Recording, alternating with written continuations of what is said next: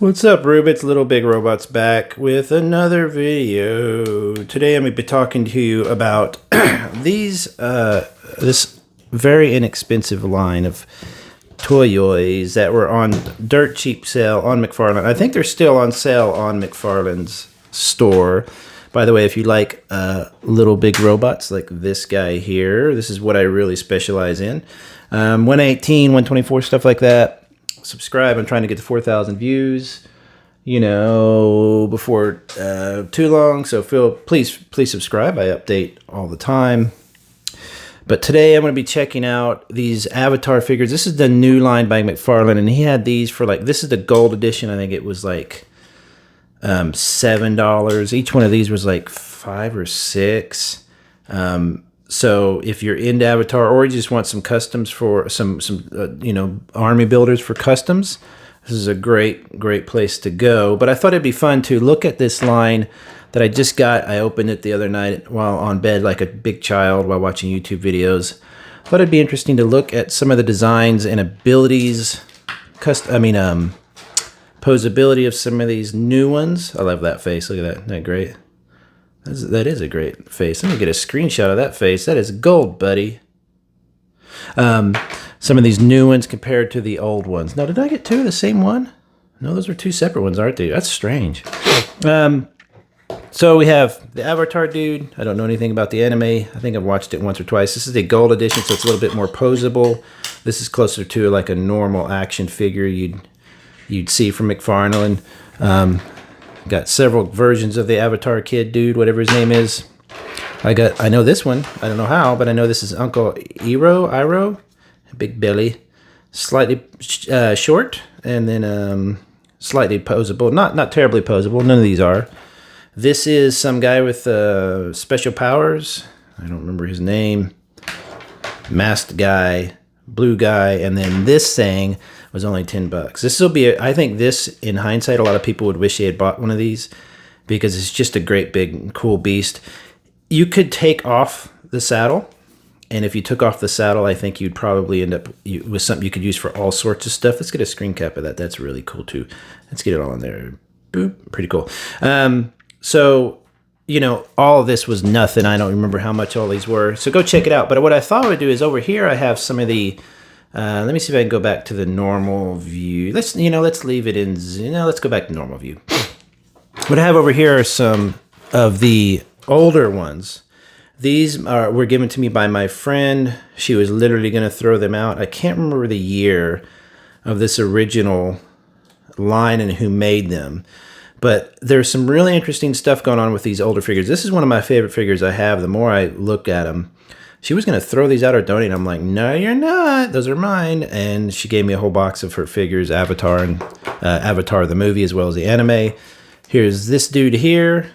Some of the kid person, whatever this person. This one is really cool with the translucent eyes.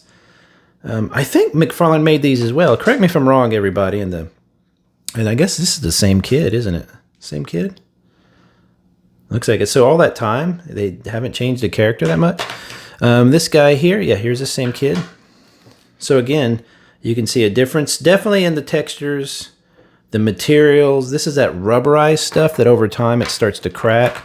Like this guy's one of my favorite little figures. I just love the look of it. If you didn't know this was Avatar, didn't know what it was, you'd be like, that's a cool looking figure. But it's starting to crack. That rubberized stuff does that. Or on this guy here, you get this horrible this stuff that just will turn to literal goo before too long. So I'm hoping just to leave them how they are. But this was interesting. He has all these screws in the back, which I thought was funny. So you could literally take them apart. He's got this incredible crunch. If I was to compare him, let's say, to the gold edition one. So this is your normal state-of-the-art, normal action figure. He has a lot of the same posability and abilities and stuff like at the head, the arm. I think you have some wrist articulation like that, which is kind of funny. But does it turn? It does turn. Okay, so that's cool. So you've got quite a bit there. You've got some normal stuff here. I think the feet turn. Yeah, so you've got some pretty standard double knee bending. Even toe crunch. Oh, even toe crunch. Cool. So again, a cool little figure for $6 or whatever it was I paid for it. So, even if you just used it as a fodder for a custom, This one doesn't have nearly the posability, but what I like about it is when you start to really look, like the foot was coming off here, I needed to repair that.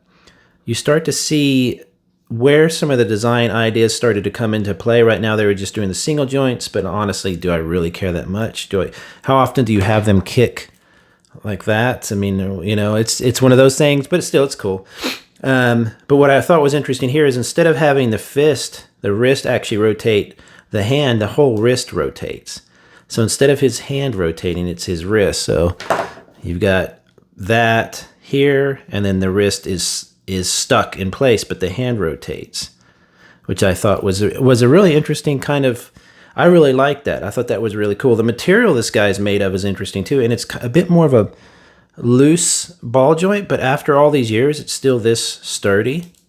It's a really interesting thing. I don't know if this was a more premium figure back then or what.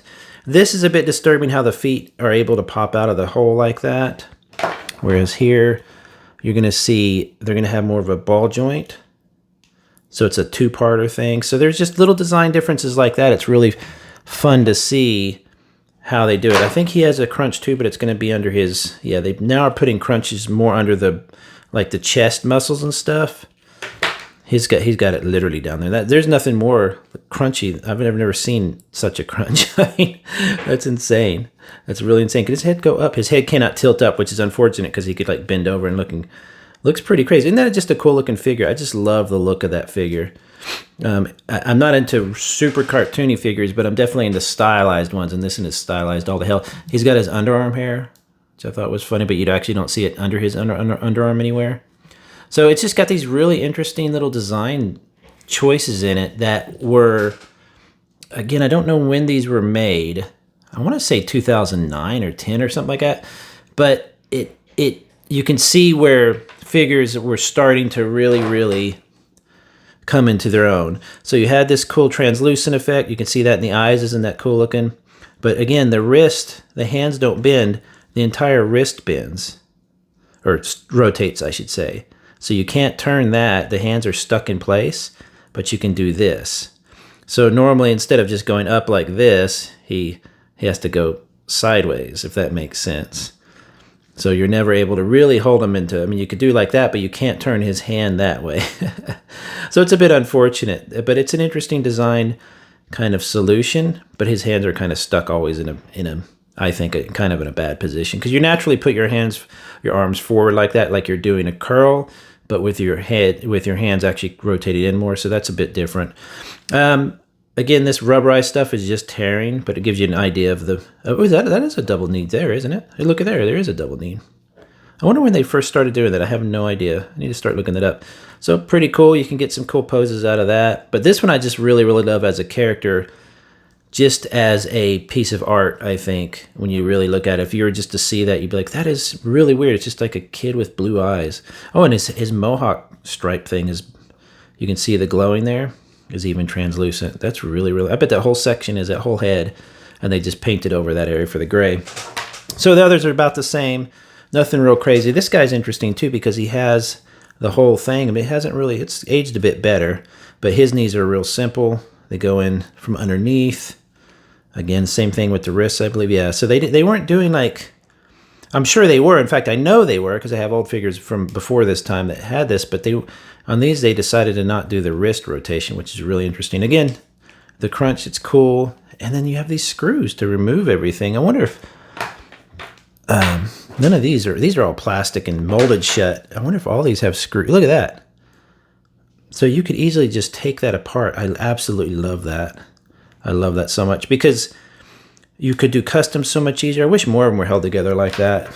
I don't know if it's better or like it will last longer as a figure or shorter or what, but they all have these screws, and it looks like they all have, if you were to take out those screws. Now, again, I can see though how they don't want to show that in a figure. It's not as premium looking, but if you remove those screws, everything would come apart. Not completely. You would just have individual legs and arms, but you could definitely do a custom better that way. I like this guy's sculpt.